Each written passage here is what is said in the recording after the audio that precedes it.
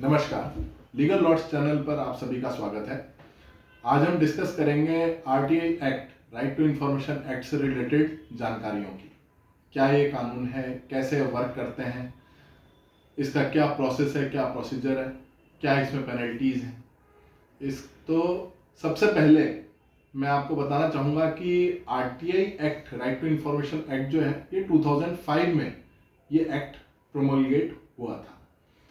इसको एक revolutionary act कहा जाता है क्योंकि काफ़ी मूवमेंट्स हुए थे करप्शन के अगेंस्ट ऑल ओवर इंडिया। उसके बाद इस एक्ट को प्रोमलगेट किया गया था। इसमें जो मूवमेंट्स हुए थे उसमें जो लीडर थे श्रीमती अरुणा रॉय जी, उन्हें father of RTI act laws भी कहा जाता है इसी कारण से। फर्स्ट टाइम ये आरटीआई एक्ट को यूज किया गया था, ये शाहिद राजा नाम के एक आदमी ने यूज किया था, जिसने एक आरटीआई इंफॉर्मेशन मांगी थी एक पुलिस स्टेशन जो पुणे में लोकेटेड था। इसमें जो आरटीआई एक्ट है, इसमें सबसे पहले आपको ये जानना जरूरी है कि बहुत सिंपल एक्ट है। बहुत सिंपल तरीके से आप इसमें अपने राइट्स को कर सकते हैं। आपको जो भी information public institution, department, state government, central government, supreme court, high court, कहीं से भी कोई भी पब्लिक इंस्टीट्यूशन, गवर्नमेंट बॉडी से कोई भी पब्लिक इंफॉर्मेशन चाहिए तो आपको सिर्फ एक सादे कागज पे आप अपनी जो क्वेरी है, जिस चीज से रिलेटेड आप इंफॉर्मेशन सीख कर रहे हैं, वो आपको क्लियरली डिटरमाइन करके वो लिखना है। उसमें अगर आप किसी स्टेट गवर्नमेंट के सामने वो इंफॉर्मेशन मांग रहे हैं, जो पब्लिक इंफॉर्मेशन ऑफिसर्स जिनको हम बोलते हैं, जिनसे हम ये इंफॉर्मेशन प्राप्त करते हैं, तो उनके सामने आपको 10 रुपए की कोर्ट फीस का स्टैंप होता है, वो उस कागज पे लगा के आपको वो सबमिट करना है अपनी क्वेरी लिख के। इसके लिए आपको कोई आइडेंटिटी प्रूफ की भी रिक्वायरमेंट मैंडेटरी नहीं है। आप बिना आइडेंटिटी कार्ड के भी ये इंफॉर्मेशन सीख कर सकते हैं। अब कोई भी पब्लिक इंस्टीट्यूशन होता है, या कोई बैंक है, या कोई सेंट्रल गवर्नमेंट है, या कोई अदर इंस्टीट्यूशन है, तो वहां पर भी आप पब्लिक इंफॉर्मेशन ऑफिसर के सामने जाके अपनी इंफॉर्मेशन सीख कर सकते हैं। उसके साथ आप 10 रुपए या तो आप कैश दे सकते हैं, या आप 10 रुपए का डिमांड ड्राफ्ट दे सकते हैं। एप्लीकेशन हैंड राइटिंग, आपकी नॉर्मल हैंड राइटिंग से भी आप दे सकते हैं, या आप टाइप करा के भी दे सकते हैं। इसमें कुछ इंफॉर्मेशन ऐसी होती हैं जो प्रोवाइड नहीं होती हैं, जिसको एक्सक्लूजन क्लॉज में डाला गया है। जैसे सेक्शन 24 आरटीआई एक्ट का ये कहता है कि जो इंटेलिजेंस और सिक्योरिटी ऑर्गेनाइजेशंस होती हैं, जैसे बीएसएफ हो गई, बॉर्डर सिक्योरिटी फोर्स, रॉ हो गई, इंटेलिजेंस एजेंसीज, तो इनको एक्सक्लूजन क्लॉज में रखा है क्योंकि ये देश की सिक्योरिटी से रिलेटेड इनके पास इंफॉर्मेशंस होती हैं जो बहुत ही कॉन्फिडेंशियल होती हैं।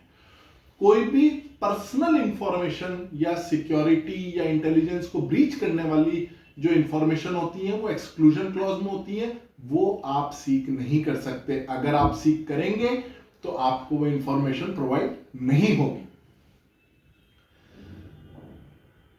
इसके अलावा अब बात ये आती है कि मैंने इंफॉर्मेशन सीक करी तो कितने समय में ये इंफॉर्मेशन गवर्नमेंट डिपार्टमेंट मुझे प्रोवाइड करेंगे। इसके लिए 30 दिन का समय निर्धारित किया हुआ है। कोई अर्जेंट इंफॉर्मेशन होती है, कोई ह्यूमन राइट्स का वायलेशन से रिलेटेड होती है, करप्शन से रिलेटेड होती है, तो 48 आवर्स में भी आपको प्रोवाइड की जा सकती है। उसका नेचर अर्जेंट होना चाहिए, नहीं तो 30 दिन के अंदर आपको वो इंफॉर्मेशन सप्लाई करना ये पब्लिक इंफॉर्मेशन ऑफिसर का ड्यूटी है। अब अगर कोई पब्लिक इंफॉर्मेशन ऑफिसर आपको वो इंफॉर्मेशन सप्लाई नहीं करते हैं, ब्रीच करते हैं अपनी ड्यूटी से, तो आपको जो अपील है वो आप सीनियर ऑफिसर जो है पब्लिक इंफॉर्मेशन ऑफिसर का, उनके सामने आप अपील कर सकते हैं कि मैंने इंफॉर्मेशन मांगी थी और मुझे प्राप्त नहीं हुई 30 डेज में, तो आप वो इंफॉर्मेशन के अगर आपको नहीं प्राप्त होती है तो आप उसके लिए अपील का प्रावधान है, आप अपील में जा सकते हैं। उसके बाद फिर आप हाईकोर्ट में रिट भी लगा सकते हैं अपनी इंफॉर्मेशन प्राप्त करने के लिए। इसमें अभी रिसेंटली सुप्रीम कोर्ट, जो भारत देश का जो सबसे बड़ा कोर्ट है सुप्रीम कोर्ट, उसमें पहले जिसको कोई जानकारी प्राप्त करनी होती थी आरटीआई एक्ट में, तो वो इंफॉर्मेशन पोस्ट के जरिए मांगा किया करते थे लोग। अब रिसेंटली कुछ 5-7 दिन पहले ही honourable chief justice of India जो है जस्टिस DY चंद्रचूड़ जी, तो उन्होंने उस चीज को एग्जीक्यूट किया है और राइट टू इंफॉर्मेशन की जो बॉडी है, जो विंग है, उसको डेवलप किया है सुप्रीम कोर्ट में। और इसके पीछे जो कारण रहा था वो ये था कि एक PIL पेश हुई थी जिसमें सुप्रीम कोर्ट ने ये देखा कि एक चीज तो ये है कि सुप्रीम कोर्ट के जो जजेस हैं और जो चीफ जस्टिस ऑफ इंडिया है, उनका ऑफिस पार्ट एंड पार्सल है सुप्रीम कोर्ट ऑफ इंडिया के, एज पर आर्टिकल 124 कॉन्स्टिट्यूशन ऑफ इंडिया। तो इसलिए इंफॉर्मेशन इनसे सीख की जा सकती है। तो जब और दूसरा ऐसा ऑनलाइन जो सुप्रीम कोर्ट में जो अपील्स होती हैं, जो पिटिशंस फाइल होती हैं, जब वो ऑनलाइन पेश हो सकती हैं, तो आरटीआई के लिए जो इंफॉर्मेशन है उसको सीख करने के लिए कोई एक एप्लीकेशन ऑनलाइन पेश क्यों नहीं हो सकती। इन चीजों, ये मुद्दे जो थे, इनको विराम देते हुए ये एग्जीक्यूट किया गया है। अब आप सुप्रीम कोर्ट में भी अगर आप कोई एप्लीकेशन आरटीआई के जरिए लगाते हैं तो वो ऑनलाइन फाइल हो जाएगी। आरटीआई एक्ट जो इंप्लीमेंट हुआ है, ये बेसिकली करप्शन और को रोकने के लिए और एक फेयरनेस और ट्रांसपेरेंसी लाने के लिए इस एक्ट को प्रमलगेट किया है, ताकि देश में करप्शन खत्म हो और ट्रांसपेरेंसी बढ़े। इसका मिसयूज भी बहुत होता है, तो इसलिए इससे रिलेटेड मैटर्स भी बहुत प्रोलॉन्ग होते हैं। नॉर्मली देश में रोज की कम से कम 70 से 80 हजार आरटीआई एप्लीकेशंस आती हैं और ये एक अलग से एक बहुत बड़ा बैकलॉग हो जाता है।